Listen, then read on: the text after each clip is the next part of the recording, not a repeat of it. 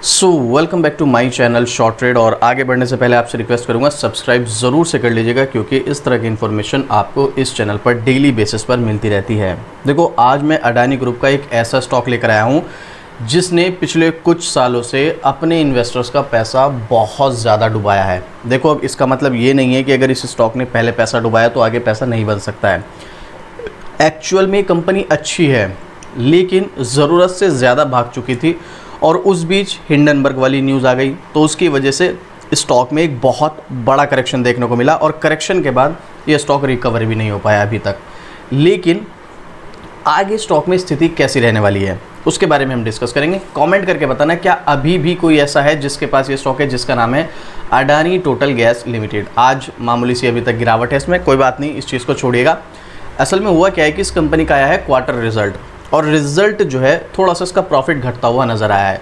लेकिन एक्चुअल में ये नेगेटिव न्यूज़ है या नहीं है, काफ़ी सारे क्वेश्चन है ना। चलो, आज की वीडियो में यही हम डिस्कस करने वाले हैं। लेकिन एक बात आपको स्टार्टिंग में बोल देना चाहता हूँ, आप स्टॉक में एंट्री करो, एग्जिट करो या होल्ड करो, एक बार अपने फाइनेंशियल एडवाइज़र से सलाह ज़रूर ले लेना, उसी के बाद आप डिसीजन लेना। अगर आपको नहीं कुछ समझ आ रहा है, कोई क्वेश्चन रह जाता है, कोई डाउट रह जाता है, तो आप कमेंट कीजिएगा, आपको डेफिनेटली रिप्लाई मिलेगा। अब आपको मैं इसकी परफॉर्मेंस दिखाता हूँ पहले, उसके बाद इसके न्यूज़ और रिजल्ट की तरफ चलेंगे, फिर इसके टेक्निकल की तरफ चलेंगे। पिछले एक महीने में 3% की तेज़ी, वहीं 6 महीने की बात करोगे तो 14% टूट चुका है, और पिछले एक साल में ये स्टॉक 33% गिर चुका है।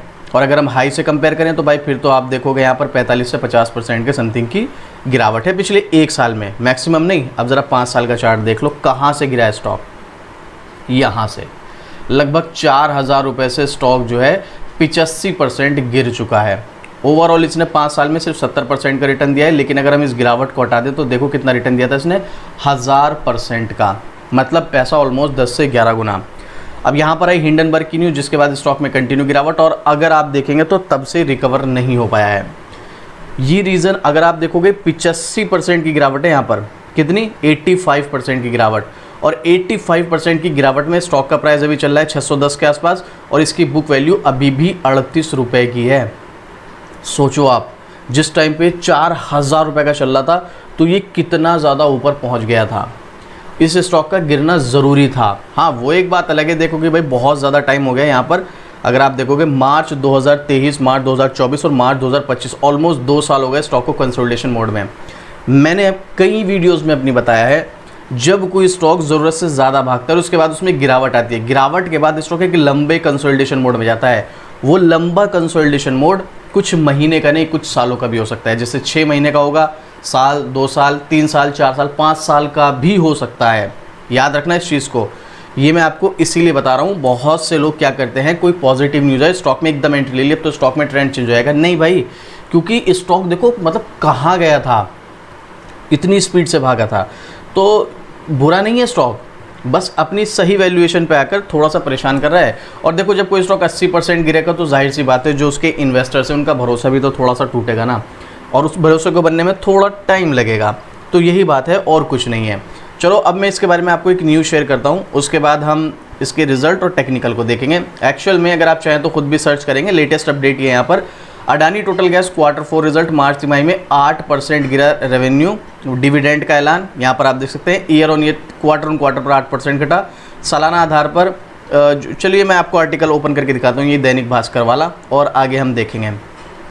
अडानी टोटल गैस की Q4 में 8% मुनाफा घटा है, सालाना आधार पर रेवेन्यू 7,453 करोड़ रुपये रहा, 25 पैसे प्रति शेयर का डिविडेंड देगी कंपनी। देखो, डिविडेंड देने का मतलब क्या होता है, कंपनी अपने प्रॉफिट का एक छोटा सा हिस्सा अपने शेयर होल्डर्स को देती है, जो डायरेक्ट उसके बैंक अकाउंट में जाता है। कैसे कैलकुलेट किया जाता है, कब आता है, क्यों आता है, ये सब चीज़ें अगर आपको जाननी है तो उसके लिए मैंने प्लेलिस्ट में एक वीडियो ऑलरेडी बना रखी है डिविडेंड की। स्टॉक मार्केट बेसिक में जाइएगा, आपको डिविडेंड की वीडियो मिल जाएगी, देख लेना। डिविडेंड यील्ड, डिविडेंड क्या डिफरेंस होता है, कैसे कैलकुलेट होता है, सब कुछ, मतलब बेसिक चीज़ें, क्यों कंपनी डिविडेंड देती है, सब आपको उस वीडियो में मिल जाएगा। अभी फ़िलहाल के लिए यहाँ पर आर्टिकल देखते हैं। तो इसका जो है अडानी टोटल गैस का Q4 का रिजल्ट आ गया है। कुल कमाई यानी टोटल इनकम 1462 करोड़ रही। देखो, यहाँ पर बताया गया है कि 8% इसका प्रॉफिट घटा है, कोई बात नहीं, लेकिन हुआ तो प्रॉफिट ही है ना, लॉस तो नहीं हुआ है। अभी मैं आपको स्क्रीन की वेबसाइट पर चलकर दिखाऊंगा भी, ये पिछले साल की तुलना में 15% ज़्यादा है, कम नहीं है ईयर ऑन ईयर बेसिस पर। कंपनी की इस कमाई का ऑपरेशनल वैल्यू 7,453 करोड़ रुपए रहा। वहीं जनवरी से मार्च तिमाही में कंपनी का टोटल खर्च 1264 है और टोटल टैक्स 49.08 करोड़ रुपए रहा। टोटल इनकम में से खर्च, टैक्स और अन्य खर्चे घटाएं तो कंपनी को चौथे तिमाही में 155 करोड़ रुपए का कंसोलिडेटेड नेट प्रॉफिट हुआ। ये पिछले साल की तुलना में 8% घटा है। ठीक है, कंसोलिडेटेड नेट प्रॉफिट की यहाँ पर बात हो रही है, यानी कमाई के साथ मुनाफा भी बढ़ा है। अडानी टोटल गैस सोमवार को, ये तो चलो सोमवार को इन्होंने रिजल्ट वगैरह दिया था। नतीजों में आम आदमी के लिए क्या है, तो यहाँ पर जो है डिविडेंड दिया गया है जो उनके शेयर होल्डर्स हैं। डिविडेंड देने का पर्पज़ यही है, देखो कि कंपनी डिविडेंड नहीं देती थी, पहले तो ये कंपनी डिविडेंड नहीं देती थी। हो सकता है अपने निवेशकों का, इन्वेस्टर्स का भरोसा जीतने के लिए, क्योंकि जैसे कि मैंने आपको बताया 2 साल से स्टॉक की कंडीशन ये है, तो इन्वेस्टर्स का भरोसा जीतने के लिए डिविडेंड दे रही हो। ये अपना कंपनी का निजी फैसला है, इसमें हमें नहीं मालूम है कुछ भी। ठीक है, अब मैं आपको यहाँ पर दिखाता हूँ इसका रिजल्ट। ठीक है, देखो यहाँ पर अडानी टोटल गैस जो है वो 2005 में बनाई गई थी और ये सबसे बड़े गैस डिस्ट्रीब्यूशन प्लेयर्स में से एक है और एक्चुअल में है, मतलब यहाँ पर ये हवाबाजी नहीं हो रही है, एक्चुअल में ये बहुत बड़े गैस डिस्ट्रीब्यूशन प्लेयर्स में से है। देखो इतना 85% अपने हाई से गिर चुका है स्टॉक, मैंने आपको बताया। इसका मार्केट कैप अभी भी 67,000 करोड़ का है, छोटा प्लेयर नहीं है, बहुत बड़ा प्लेयर है। चलो मैं इसके बारे में डिटेलिंग तो नहीं बना रहा हूँ, अगर आप डिटेलिंग कहेंगे तो कमेंट कर देना, मैं इसकी डिटेलिंग वीडियो बना दूंगा और वो प्लेलिस्ट में ऐड कर दूंगा, जो हमारी स्टॉक फंडामेंटल वाली प्लेलिस्ट है, इसमें मैं ऐड कर दूंगा। अभी के लिए मैं इसका सिर्फ रिजल्ट आपके साथ शेयर करूंगा यहाँ पर, और कुछ नहीं। तो यहाँ पर आप देखेंगे मार्च क्वार्टर 2025, जहाँ पर सेल्स इसकी 1341 करोड़ रुपए रही, जो कि लास्ट क्वार्टर में 1294 करोड़ थी। सीधी सी बात है, क्वार्टर ऑन क्वार्टर पर बढ़ी है। वहीं ईयर ऑन ईयर पर अगर आप कंपेयर करेंगे तो 1167 करोड़ से बढ़कर 1341 करोड़ हो गई है। अगर सेल्स आप देखोगे तो चाहे क्वार्टर ऑन क्वार्टर हो या ईयर ऑन ईयर बेसिस पर हो, दोनों तरीके से हमें बढ़ती हुई नजर आ रही है। वहीं पर अगर आप इसके नेट प्रॉफिट की बात करेंगे तो मार्च 2024 में जो नेट प्रॉफिट 168 करोड़ का था वो 155 करोड़ रुपए का हो गया है, थोड़ा सा घटा है 8% का। वहीं क्वार्टर ऑन क्वार्टर पर 142 करोड़ से 155 करोड़ हुआ है, यहाँ पर बढ़ता हुआ नजर आया है। और अर्निंग पर शेयर भी इसका ₹1.41 पहुंच गया है। देखो इंपॉर्टेंट चीज़ मैं आपको क्या बता रहा हूँ, क्वार्टर बेसिस पर प्रॉफिट का थोड़ा सा कभी बढ़ जाना कभी घट जाना, ये कोई बहुत बड़ी चीज़ नहीं है। इंपॉर्टेंट पॉइंट ये है कि कंपनी एटलीस्ट प्रॉफिट मेकिंग है, मतलब अभी से नहीं, मैं आपको फाइनेंशियल ईयर 2018 से हमारे पास यहाँ पर डेटा है, देख लो, एक भी फाइनेंशियल ईयर ऐसा नहीं है जहाँ पर कंपनी को लॉस हुआ हो। थोड़ा बहुत उतार चढ़ाव होना अलग चीज़ है, लेकिन कंपनी का प्रॉफिट बना हुआ है और कंपनी अपने प्रॉफिट को कंटिन्यू मेंटेन की हुई है। इसका मतलब क्या है, इसका मतलब ये है अगर कंपनी कंटिन्यू प्रॉफिट बना रही है, कंपनी का सब कुछ ठीक ठाक चल रहा है, बड़े प्लेयर्स में से है, और एक बार कंपनी बहुत ज़्यादा भागने के बाद गिर चुकी है और कंसोलिडेशन मोड में चल रही है, तो ऐसे में लॉन्ग टर्म इन्वेस्टर के लिए इस तरह के स्टॉक्स में एक अपॉर्चुनिटी होती है।